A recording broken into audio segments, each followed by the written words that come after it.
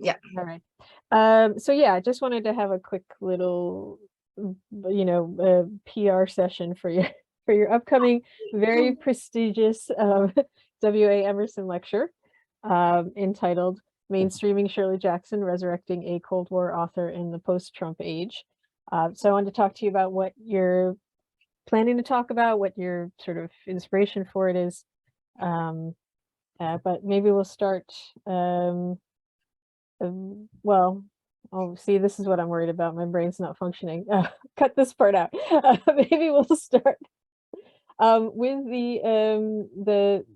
the sense of well, the title. So, what does it mean to mainstream Shirley Jackson? And also, I was really taken with the word resurrecting. So, Okay. Well, okay, full disclosure, first of all, Bernice Murphy suggested the word mainstreaming, and then she was delighted to see it in the real title. I mean, she kind of said it half flippantly, and I was like, oh, that's actually great. Because I think, actually, I sort of see that word both in good and bad ways.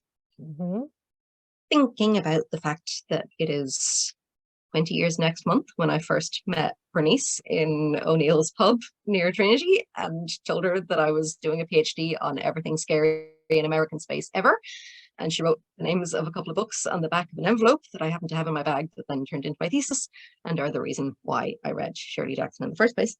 But yeah, I mean, back then, Bernice had to buy all of her Shirley Jackson books from Amazon.com, which was a really big deal in Ireland. It was not cheap at all, just even like the postage or whatever. And now suddenly you can walk into like Hodges Fidges or Eason's, and they're just Penguin Classics versions of all of Jackson's works just sat there casually, as if, this had kind of always been the case.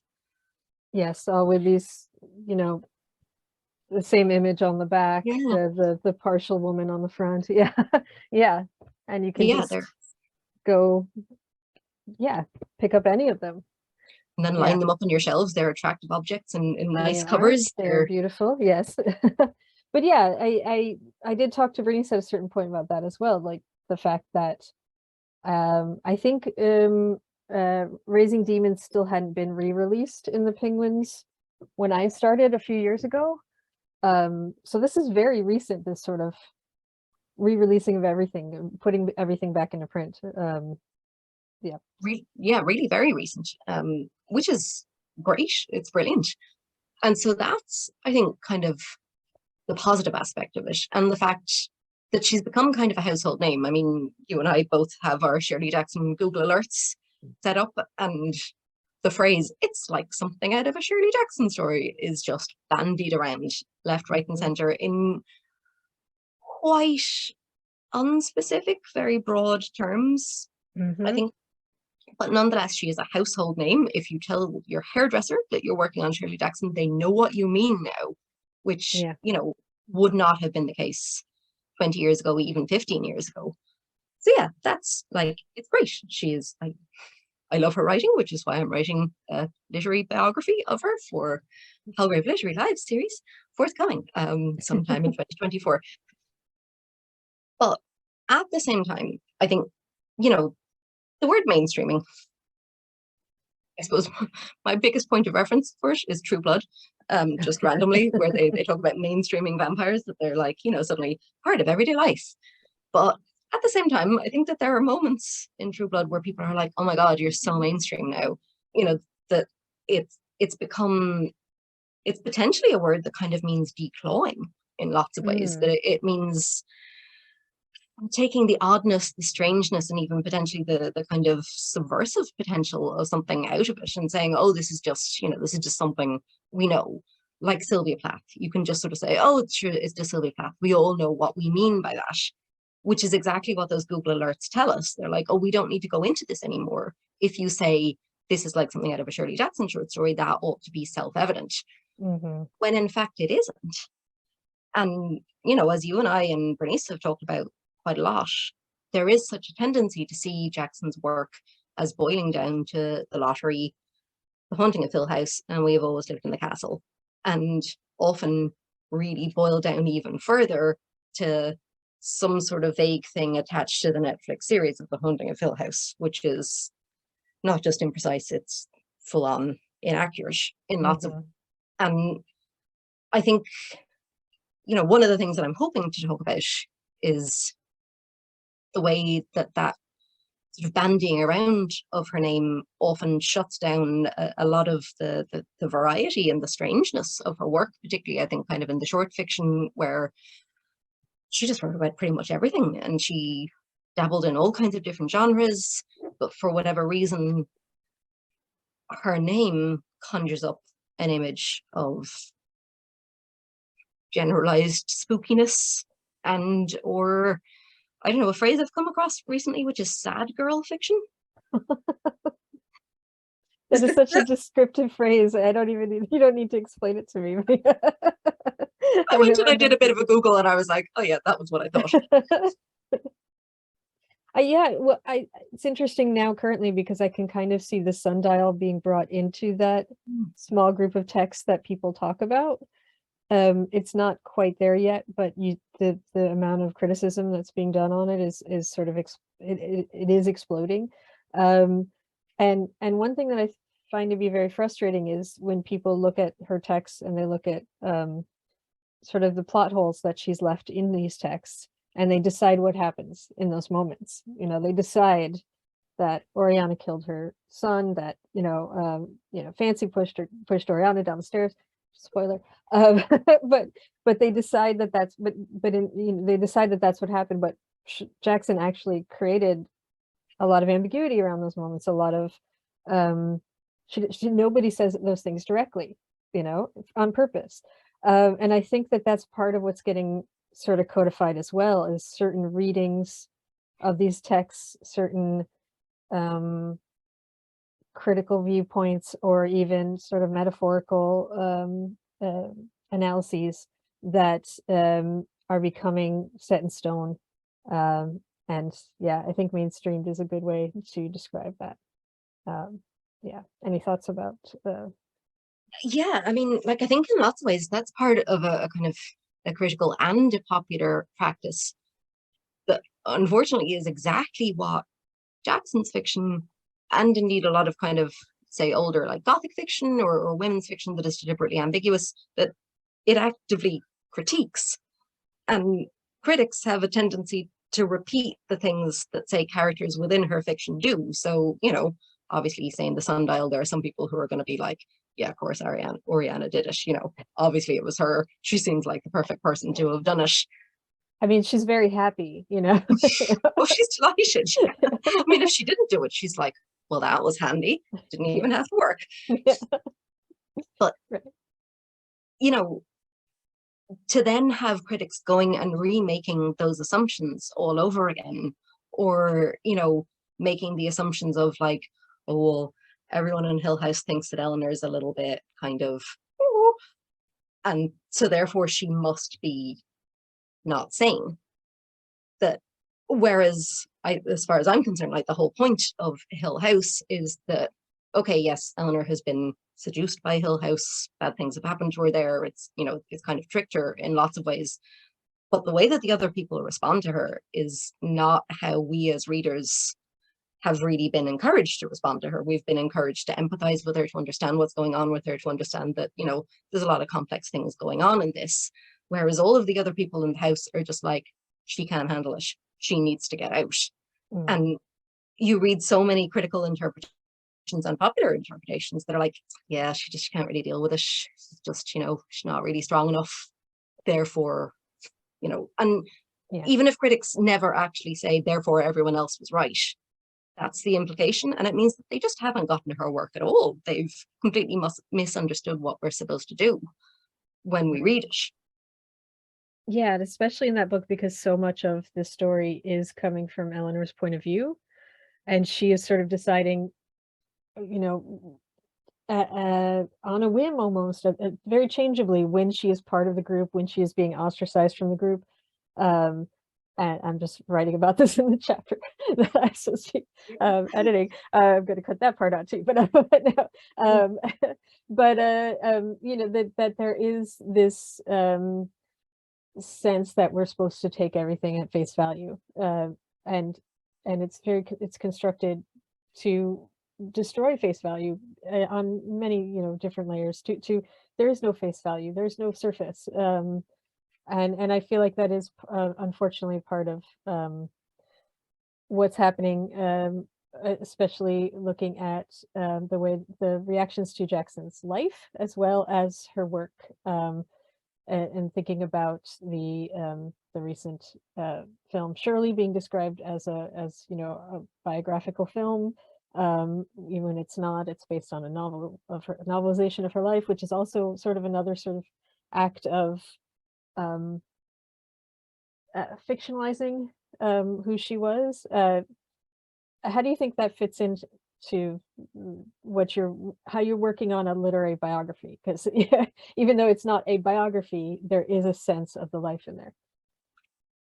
There is. And, I guess this is kind of one of the tricky things about what I'm trying to do. And it may also be one of the things that make people a bit disappointed when they pick up the finished product. That I think there is going to be, there is obviously a great desire among the reading public, as much as among academics, to get like a little bit more gossip, just a bit more stuff on like how she felt and how she got on with her husband and how she got on with her mother, and how her children felt about her, and did she really have any friends? And as far as I'm concerned, I am delighted that Palgrave have this category of literary biography that is about tracing the evolution of the work, but not necessarily about sitting around wondering what color her front door was in 1952 or whatever, because I'm probably going to say this on the day, but I was raised post-structuralist in Trinity College Dublin in the late 1990s, and I find it very difficult to do that thing that everyone else seems to want to do, which is to close the gap between the author and the fiction. I want to make that gap wider. I like that gap. And I also feel maybe this is through my own upbringing, but I'm like, that's just, I don't have a right to be that gossipy. Why should I be like poking around in other people's business? This is not my job. It's not my job to, just sit around, exchanging random little tidbits about either literary characters or the people who wrote them. That's not what we're here for. We're here to understand texts, not to judge people, whether they're real or fictional. And so in that sense, I think I'm probably the right person for this, because I just don't want to do that. It's been done.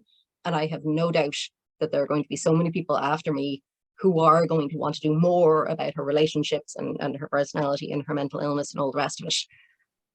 Obviously, like you say, it's not like I can entirely bracket off her life or the things that she said in her letters or whatever. You've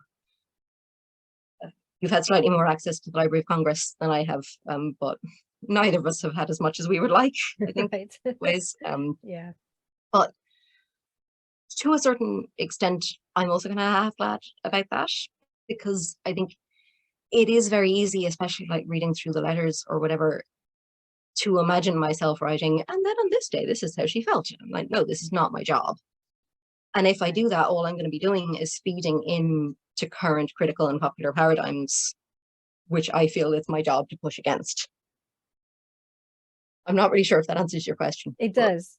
Well, I think about this all the time too, because I'm looking at, her historical context, and I'm looking at her formative years. And so I can't really look at her writing about that up until a certain point. So it does become very sort of historical biographical.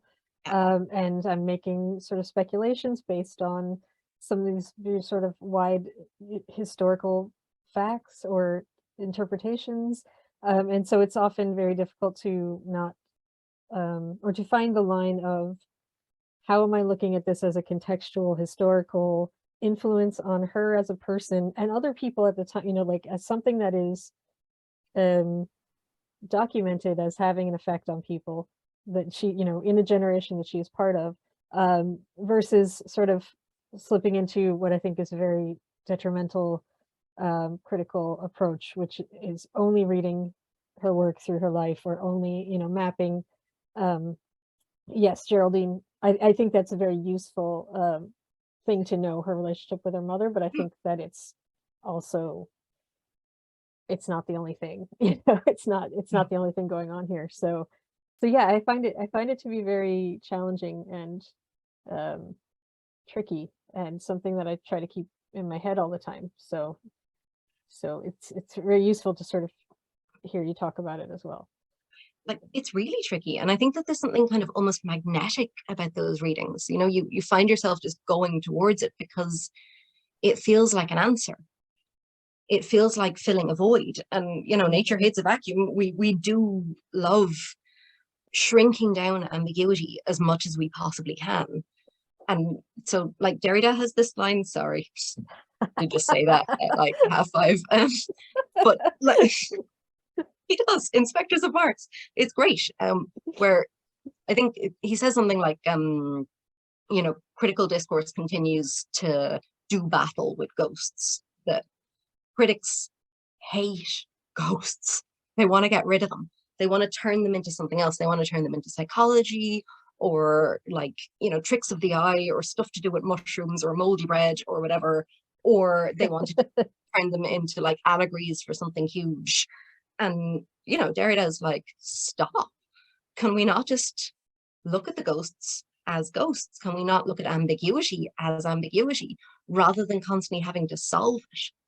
And, you know, I suppose kind of my big example for all this, which I find hilarious, is if you ever happen to get your hands on a Norton critical edition of The Turn of the Screw, and there's one chapter or article, I think maybe we've talked about this before, it's from like, I don't know, the 70s or 80s.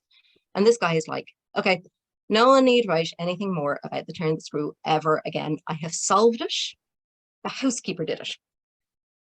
And in fairness, like, he goes through like a really forensic analysis of The Turn of the Screw. And, you know, you never look at Mrs. Gross the same way again. She is obviously, she's like Nellie in Wuthering Heights. She's kind of pushing things. She is basically a version of Nellie, I think, from Wuthering Heights. But at the same time, it's this idea that he actually says, we don't need to write about this book anymore. I fixed it. Right. I've got you the answer. And, you know, I think that, put it bluntly, all those things that Mike Flanagan keeps adapting, you know, Poe and The Turn of the Screw and Shirley Jackson and all the rest of it, they, you know, they last. We keep reading them because they're ambiguous. But part of why we keep reading them is because people keep trying to solve them. Yeah. And in the process, you take away all of the haunting, all of the potential social critique on top of everything else. You blunt the force of it. Yeah.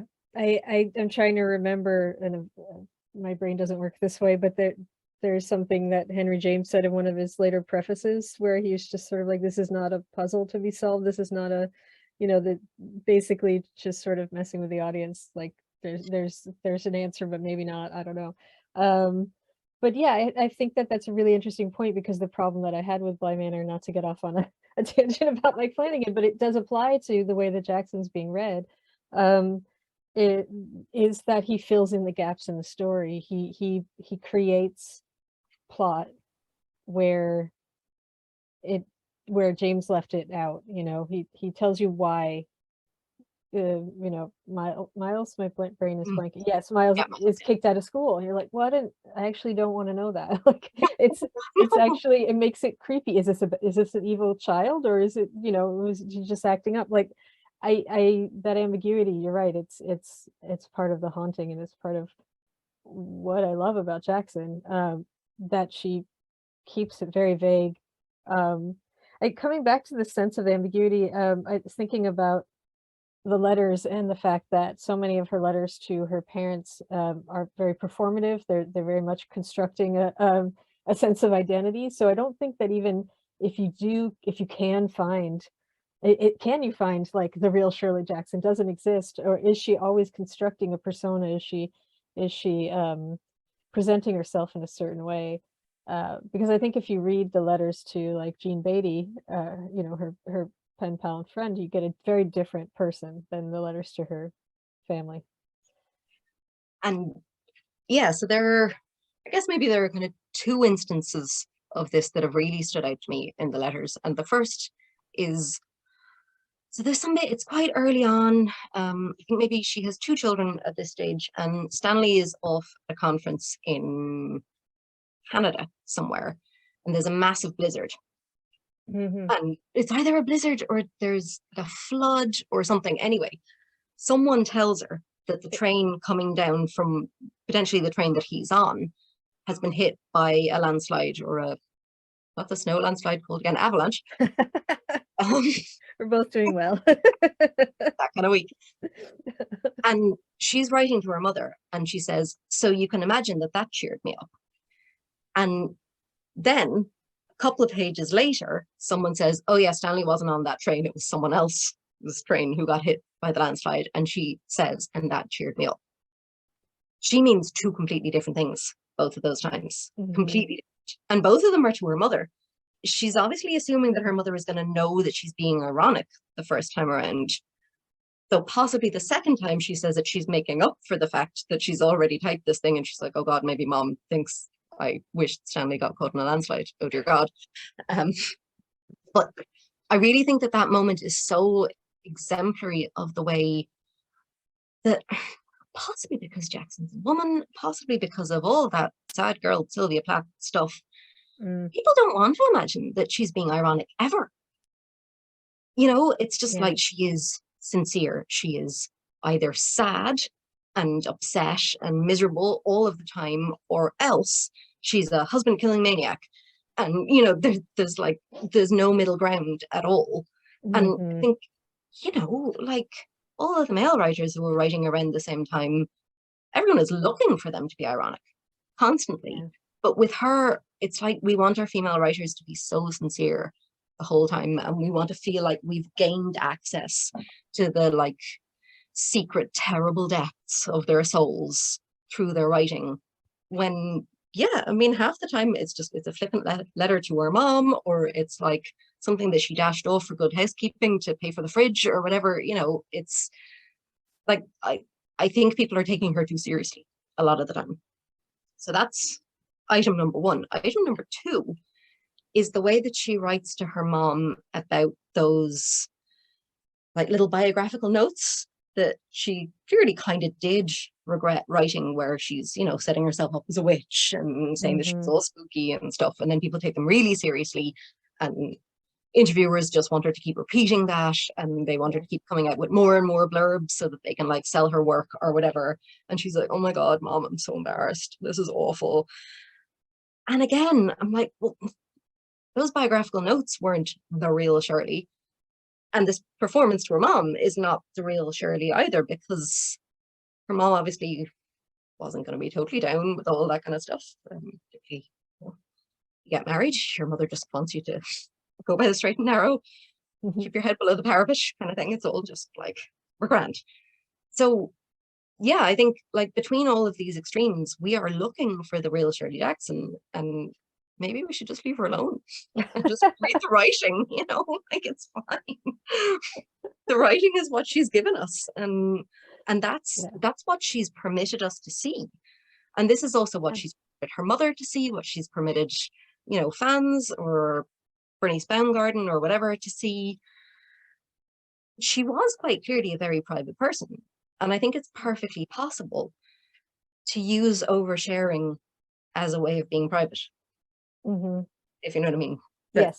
You're controlling the things that you put out there. Yes, and if you're putting out an excess of information that doesn't matter to you or is not as important to you, you're like flooding the market, so to speak. Exactly. Yeah. I think that's a really good point. Yes, I'm just kind of struck completely speechless by the idea of like what she has permitted us to see is the writing, so let's just stick with that. Maybe we could talk all night, but maybe we should keep it short. So since you do have a lecture to write, and we don't want to take all your best bits for for the video, but coming back to the title, the sort of idea of a Cold War author, and the fact that we are in a post-Trump age, how do you see those contexts sort of speaking to us, speaking to how we should approach her. If we're just, of course, leaving her out, just taking the writing, how does that fit into that approach? That makes sense. I think so. Okay, well, that's a really good question. I mean, okay, well, just on the really basic level, like you said, I think it is really important that we get to know the Cold War era a little better than we do at the moment. And I think I actually taught a third year module in UCD on post-war American fiction just before the summer there. And I think one of the things that I really noticed was that, now obviously pandemic, everyone was busy, but students did have a kind of a tendency to go, oh, we know the 50s. In actually kind of a similar way to the way that people say, oh, we know Shirley Jackson, that they're like, yes, yes, yes, surveillance, you know, uncertainty, blah, blah, blah, the bomb, that's it. Women, big skirts, domesticity. There was just a tweet from a day or two ago that was being circulated and sort of ridiculed about kids used to know their place, and you know, such as this image from the 1950s family, you know, and kids used to show respect to their elders, and just the comments were like, this is an image that's been created by Hollywood and that didn't really exist. So this is actually something, you know, in the Twitter discourse as we speak. But yes, sorry, go ahead. I'll find it. Yeah. And like, I think one of the reasons why we sort of need to maybe break through those stereotypes a little bit, or at least like investigate them a bit more, is because it's not that long ago. And I think that exactly those kind of tweets have a tendency to kind of do that thing that like Grease or what's that black and white film where people go back in time and everything is black and white and they have big goofy skirts and the, oh God, what is it? Alphaville. Is it Alphaville? Oh, Or, no, they go into the TV. yeah. Is Pleasantville. Pleasantville, there we go. Yes. Yeah. Yes, and everything's black and white. Everything. And all of those depictions have a tendency to kind of freeze the 1950s and the early 1960s in time and in a kind of a place of pastness that's like, this is so alien from us, because then we got feminism and civil rights and the whole world changed and it's totally fine. Mm-hmm. But like, to start with, I was reading Stephen King's Firestarter and looking at his dedication to Shirley Jackson in the front of it. And I was like, holy crap, she was dead 15 years at that stage. Like, yeah, it's my youngest nephew was 17. Do you know what I mean? Like, it's 15 years is nothing at this stage. And Firestarter was such a Cold War novel in so many ways. You know, it's like, it hits a lot of those notes, but it hits them in some really interesting ways. This is such a tangent, but I'm now convinced that it's massively behind Jeff Vandermeer's Annihilation. I think the way that it talks about like men in offices, not even Annihilation, but the sequels to Annihilation that are, like, yeah, I'm not gonna, no spoilers, but I just blanked on the names of them right now, but yes. They're called other things with a Chan at the end of them. They're over there, I can't see them. Acceptance and it doesn't matter, but my brain is like, I can't, Authority. Yeah. Authority. Oh yes. So yeah. Anyway. Yeah. But yeah, and like, to start with, I think we're only going to understand where we're at if we get what happened between, say, like the start of Shirley Jackson, you know, really kind of kicking off with the lottery in 1948, and then Trump in 2016. Like, that is a very short period of time when you think about it. Maybe I spent too much time in the 18th century, but like, it really is a very short period of time. And things moved very quickly. But also, like, I've been reading some Mark Fisher on like the disappearance of the future and like the constant recycling of past styles and that kind of thing. And it means that in a way, on the one hand, things change really quickly during that time, but also we are still so much living kind of within the legacy of all of that time. Mm-hmm. Sorry, that got really vague and fuzzy. No, yeah. And, you know, I mean, apart from anything else here in Ireland, we get so much American culture and American politics pumped into us. It is actually our daily lives. It's not just something that's happening in another country.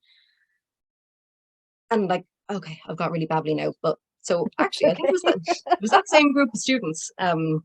We were doing the Cold War class, and then I had a 21st century American lit class as well in UCD, and I asked both of them because, you know, they were all like, oh my God, Dara, everything's so difficult. You know, we don't really have any time. We don't really have any money. And I was like, when did this start? How, you know, how have we ended up here? And I was like, was it just the pandemic? And they were like, no, Dara, it was Trump. And it kind of feels like everything has been on some sort of weird downward spiral since 2016, which also happens to be more or less around when the Ruth Franklin biography happened. Right? I'm really only starting. Yeah, I mean, right before that was, you know, the Let Me Tell You, and then when was Influences and Confluences? Wasn't that also somewhere? Well, maybe off of that. Was it 2015? 2015? Yeah. Was it? Yeah, I think so. Well, I mean, so yes, I mean, we had an explosion of we had an explosion of interest in her in 2016. Yeah. So yeah, that's the beginning of the sort of current revival, current stage of the, you know, Jacksonaissance to take Bernice's term that she was trying to make a thing. Or at least it's the point at which the iceberg comes above the water. Because again, reading Firestarter, and then I suppose I'm allowed to say this, talking to Susan Scarf Merrill, who wrote Shirley recently. She was so lovely, by the way, and she has the most beautiful dog. Oh, unbelievably beautiful, though he was quite jealous of me and didn't want her talking to me at all. He was like, talk to me now, please. But I know, we had a nice time. But she, do you know, this really should have occurred to me before. She said this thing that should be really obvious, but she's like, I've been working on Shirley Jackson for 20 years, and it just happened that it was the mid 2010s that everything kind of came out. And I was going, you know what? Yeah, it's 20 years since I met Bernice, since she introduced me to Jackson. Bernice had been reading her for a long time before that. Yeah. You know, I had one chapter in my thesis on Jackson, so that was, you know, I was working on that in the early 2000s. There was another woman in English in Trinity, Anne Patton, who's now gone back to America. She was doing uncanny American women's fiction, so she had Wharton, Jackson, and Joyce Carol Oates. So, you know, even just in the School of English in Trinity, there was a sort of pre-Jacksonaissance happening in the early 2000s, even in the absence of, you know, easily purchasable books by her. Yeah. It seemed like that this was kind of the start of a movement. And I guess I've been, yeah, you know, you poke around on Twitter or whatever, and it does seem like there are so many people who would have, you know, in America in school read The Lottery when they were really little, and now they're in their 30s and 40s, and they're remembering it in the same way that, I don't know, we sit around talking about the Cities of Gold cartoon or whatever. It like, it has that same kind of slightly nostalgic resonance. And so on the one hand, the Jacksonaissance is a new thing that has only really happened in the last kind of 5 to 6, 7 or 8 years. But on the other hand, that's the kind of flourishing of something that's been happening for 20 years, which then has kind of longer roots again. So yeah, it's kind of like she sort of never really went away. It's just for whatever reason, everyone suddenly felt, I don't know, empowered to talk about her. I think you see these little cycles if you look at the criticism, like mid 90s, when 2003 was when Hattenhauer's book came out, I think, and Bernice was doing her PhD then. So you know, you see these tiny little cycles, but I think that they've been maybe getting bigger and bigger. Like when we talked to Melanie Anderson and Lisa Kroger, they said too, well, we started this not knowing that anything else was going on. We knew that, you know, when we're working on it, the collection came out, but yeah, they just love Shirley Jackson, you know, like, and so I think it's really interesting to see that those cycles, and to see that we're in such a big one right now. Yeah. And it does have to do, it does sort of happen to all have started at Trump, which I hate to say. Trump, and I suppose maybe kind of Me Too as well, because Yes. like one of the things that I was thinking about was, when I was in college, it was all about the kind of brat pack male American writers, Mm-hmm. the Jonathan Franzens or whatever. They were like, it was as if they had hit the right formula of being just a little bit clever, but taking the piss out of it at the same time. It all kind of happened around the same time as Scream, that it's like, oh, we're kind of interested in this kind of stuff, but we're not really interested. We're too clever to be interested in it and all this kind of Right. thing. And I don't know. I was doing a bit of proofreading on a collection on David Foster Wallace there a while ago, just around the same time that all the allegations against Joss Whedon came out. And I could not help but see the parallels between them. That there was, the late 90s and the early 2000s were really dominated by a certain kind of quippy young man, basically, who, was all like, oh, I understand women, but I'm going to have like loads of sex scenes. And yeah, I really think it's really important to be strong, but at the same time, let's just have loads of people in bikinis. And Yeah. they really, everyone really thought this is it now for a very long time. And then it kind of felt like between Trump and Me Too and a whole bunch of other stuff, people started going, oh, you know what? That's actually kind of distasteful. Okay, yes, it is funny. It is being undercut sometimes. There are times when it works as social critique, and then there are times when it just doesn't. Mm-hmm. And it kind of feels like Jackson was just there to fill this void when everyone was going, oh, what are we going to do now without Right. people who we read for thousands and thousands of pages and then went, Yes. that was a bit, yeah. Yeah, and I think there was sort of also a move to sort of reclaim lost women writers going on in the last 20 years, just to sort of refind, I mean, not that they're lost, but that were forgotten or out of print or whatever. I think there's more of a movement towards that, and that maybe converged into that. And I also think there are a lot of parallels with the sort of Cold War era around anti-intellectualism and divisions in society, in sort of paranoia. And surveillance. Yeah, yes, yeah, and what we have now. So I think she does. I think she did speak to her times, as Stanley says, and and she's therefore. It's really interesting to sort of see how she speaks to ours as well.